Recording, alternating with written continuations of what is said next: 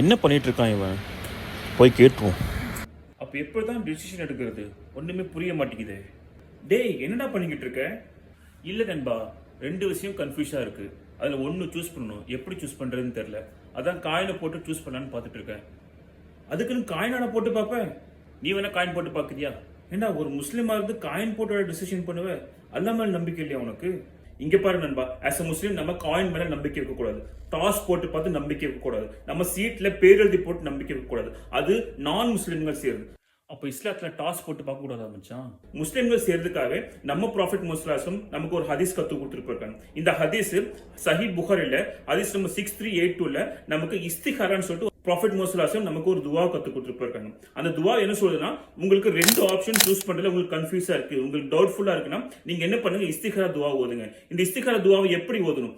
ரெண்டு ஆப்ஷன். அதாவது இப்போ நான் 2 கார் வாங்கணும்னு நினைக்கிறேன். அந்த 2 கார்ல நீ என்ன பண்ணணும்? ஃபர்ஸ்ட் ஒரு கார் ஆப்ஷனை சூஸ் பண்ணுங்க. இந்த ஒரு கார் ஆப்ஷனை சூஸ் பண்ணதுக்கு அப்புறம் நீ அல்லாட்ட போய் இஸ்திகாரா துவா செய்யணும். இந்த இஸ்திகாரா துவா எப்படி பண்ணணும்? ஏதாவது ஒரு சுன்னா பிரேயர் சலாம் கொடுக்கிறதுக்கு முன்னாடி இந்த துவா ஓடுறது பெஸ்ட்.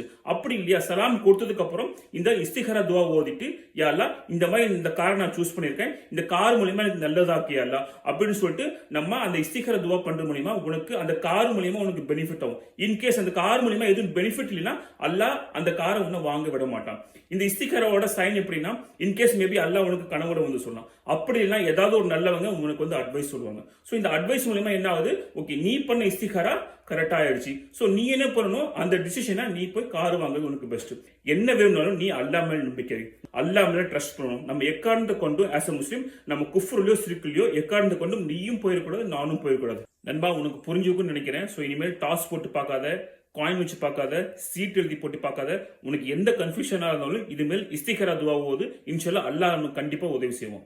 புரிஞ்சுது நண்பா? இன்ஷால்லா இனிமேல் எனக்கு எந்த ஆப்ஷன் இனிமேல் சூஸ் பண்றதா இருந்தாலும் இஸ்திகாரா துவா ஓதி அல்லாஹ் மேல நம்பிக்கை வச்சு என்னோட ஆப்ஷன் சூஸ் பண்றேன். இன்ஷால்லா இனிமேல் இந்த காயின் மேல நம்பிக்கை வைக்க மாட்டேன். காயினை தூக்கி போட்டுருவோம் நண்பா. வேண்டாம் நண்பா, போய் டீ குடிப்போம் வா.